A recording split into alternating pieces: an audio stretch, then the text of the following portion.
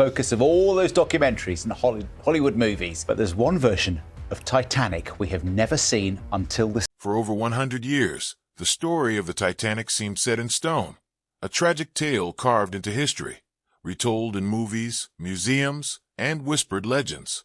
But in the icy darkness, nearly 4,000 meters below the Atlantic, a team of scientists has just changed the script. Using jaw-dropping three-dimensional scanning technology, they have created a complete digital twin of the Titanic's wreck.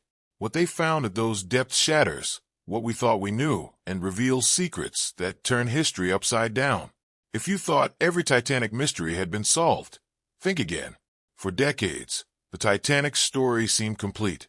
From documentaries to museum tours, every detail was pored over, at least. So we thought. All the while, the real evidence sat in darkness nearly 4,000 meters below, unseen, untouchable, and out of reach for even the bravest explorers. In 2025, that all changed. Not because someone dived deeper, but because someone finally saw the wreck with new eyes. Digital eyes powered by photogrammetry and relentless curiosity. The mission began as a partnership between deep-sea engineering firms, National Geographic, and Atlantic Productions. Their goal was audacious: map the entire wreck, every rivet and shadow, not just for show, but to answer the mysteries that generations of divers and dreamers had only guessed at. They deployed a small fleet of robotic submersibles, each loaded with multispectral cameras, lasers, and 3D mapping software. The submersibles crisscrossed the site in a methodical grid for weeks, taking over 700,000 photos from every possible angle and collecting 16 terabytes of visual data. This was not just a scan. It was, in the words of one engineer, a resurrection, a way to time travel back to the very night the Titanic vanished. As the first renderings came to light, even the most hardened experts were stunned. The bow, still stately and upright, pointed toward the New York it never reached. Railings bent, portholes gaping, and anchor chains coiled as if waiting for orders. But travel just 600 meters, and you meet the stern, a mangled skeleton, collapsed decks, boilers and engines torn out and flung across the ocean floor. Between the two, a narrow corridor of 5,000 artifacts formed an unmistakable debris trail, like breadcrumbs marking Titanic's final agony. What makes this so powerful? For the first time, you can zoom in on a rivet, see a child's shoe, or read the faded logo on a tea set. More than that, you can trace exactly where each piece landed, giving experts a forensic timeline of the disaster in ways never before possible. The digital model, so precise that you can count the teeth on a gear or spot a scorch mark on wiring, instantly debunks some of the old myths.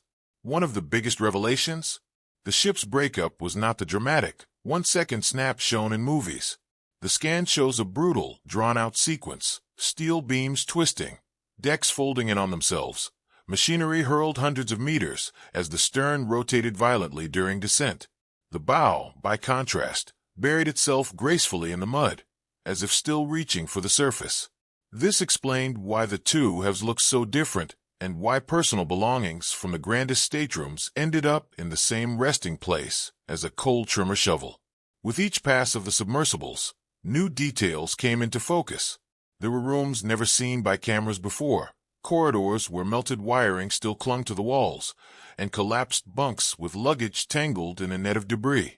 The precision of this technology allowed researchers to reconstruct where crew and passengers must have stood, what they clung to in their final moments, and how quickly the chaos unfolded.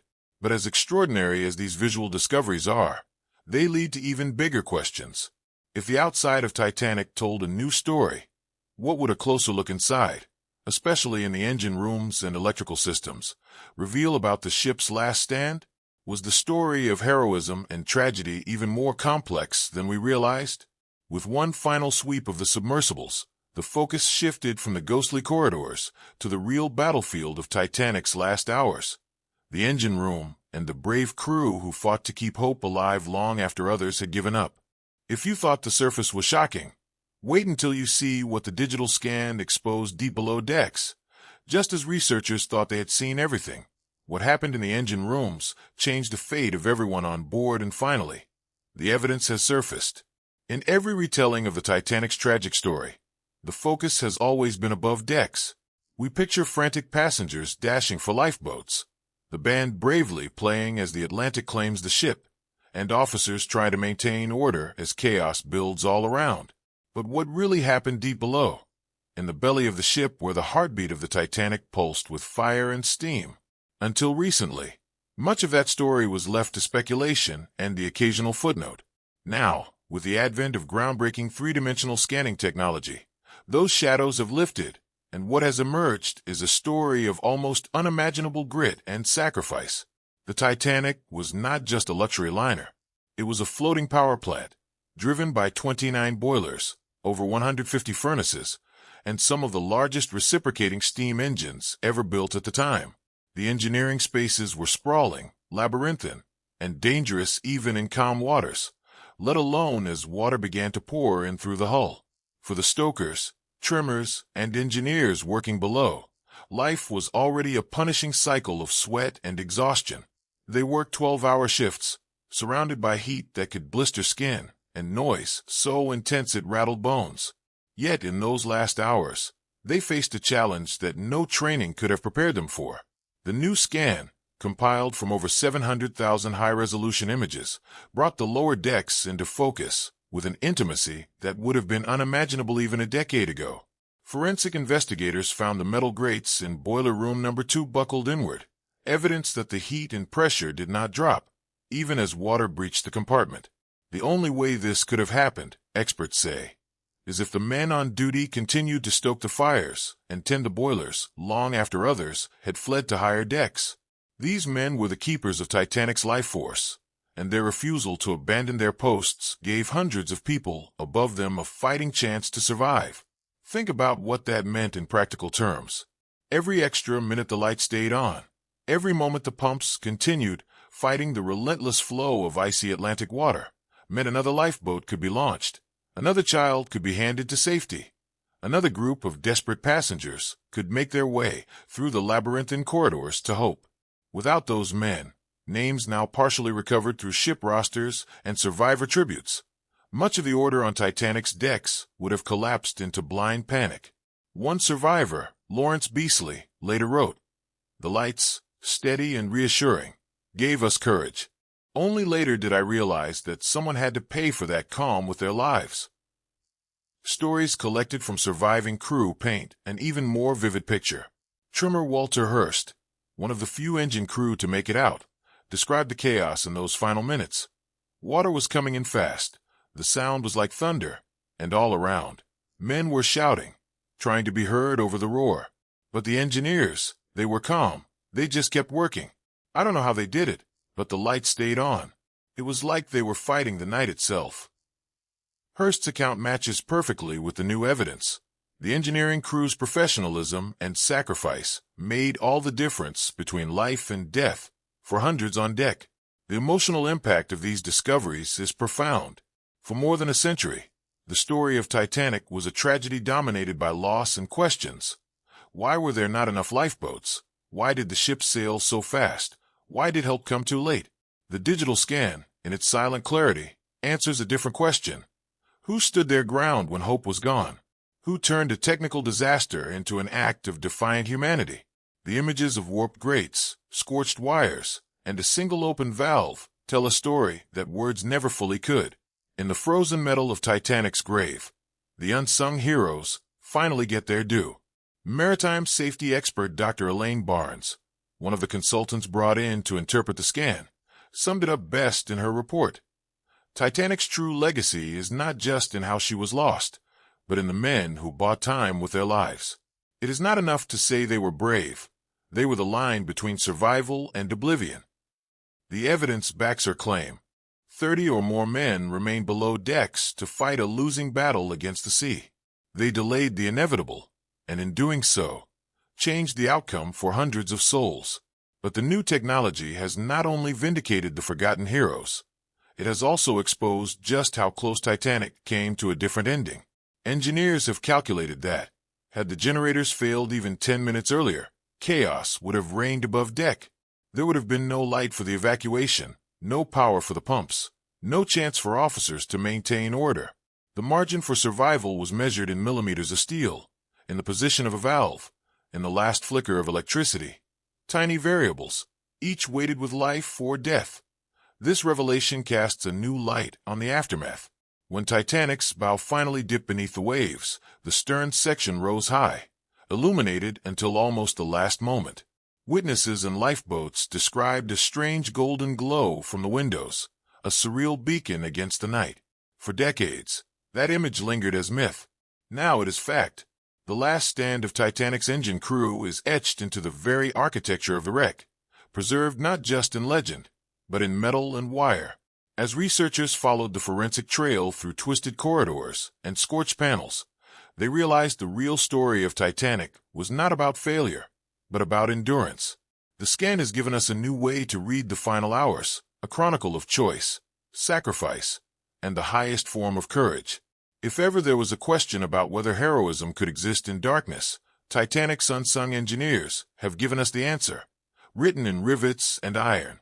Yet even as the world digests these revelations, the scan points to new mysteries. Why, with all this courage and skill, did the ship fail so completely? What role did design and construction play? Was Titanic doomed by fate, or by flaws that no one saw coming? The next chapter turns from the human story to the mechanical, a forensic autopsy of the ship itself. As scientists use the scan to simulate the breakup and analyze the tiniest margins that separated survival from disaster, the story only gets more astonishing. As the lights flickered and the final pumps sputtered out their last gasp, did the very bones of Titanic doom her before she even set sail?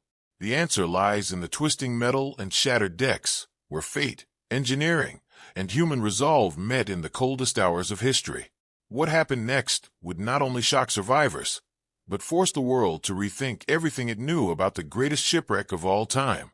As Titanic's engineers made their last stand below deck, a different kind of battle was playing out above, the relentless physics of cold iron, rising water, and raw Atlantic force. For a century, artists and filmmakers have tried to capture that awful moment when the ship split in two. We have all seen the dramatic images, the bow plunging, the stern rearing skyward, people clinging to railings as the world's greatest liner vanishes beneath black water. But what did the new scan actually reveal?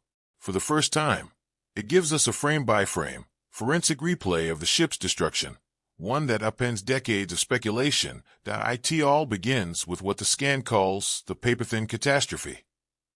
For years, it was thought the iceberg gouged a massive hole in Titanic's hull, but the truth is almost more chilling. The three-dimensional model lays out the damage with scientific precision. 6 long, razor-thin slits, some no wider than a few millimeters, stretching along nearly 300 feet of the starboard side. Imagine a series of surgical cuts running parallel to the waterline, each just enough to let the North Atlantic seep in, one compartment at a time. This is not a story of a single catastrophic breach, but of death by 1,000 cuts, a ship that bled out in slow motion while everyone above tried to escape the inevitable. The scan lets us see what water did to steel. As compartments flooded, Titanic's bow settled deeper, pulling the stern upward at a sharper and sharper angle. Structural engineers, running simulations based on the exact digital measurements, described the hull's agony as a perfect storm of stresses. The immense weight of the forward compartments, the buoyancy of the stern, and the rising water's pitiless climb over each watertight bulkhead. The ship was designed to survive 4 flooded compartments. The iceberg compromised 6. That razor-thin margin made all the difference. Now, picture what this actually looked and sounded like. Survivors in the last lifeboats spoke of a sound like nothing they had ever heard. A great, groaning roar, like 1,000 freight trains. As one described it, they were hearing the ship's central spine snap, a sequence that the scan shows was neither quick nor clean. Instead, the three-dimensional model reveals a slow, violent unraveling. The bow dragged downward, the stern twisted and stretched, and then, in a matter of seconds that felt like eternity, the entire structure failed. At the very core of the wreck, investigators traced a pattern of torsional stress, a spiral of metal fatigue that coiled up through the ship's backbone. Deck by deck, the scan documents the sequence. Beams warping, deck plates folding like origami, bulkheads buckling under loads they were never meant to bear. In some places, the hull was ripped apart so violently that pieces of steel were curled back on themselves like paper scorched in a fire. The wreck site preserves this moment perfectly. The bow, upright and mournful, is embedded deep in the silt, almost a full deck's height below the sea floor, as if the ship tried to keep going long after she should have stopped. The stern, in contrast, is a mangled, collapsed heap, its decks pancaked into a jumbled ruin that still seems to radiate energy.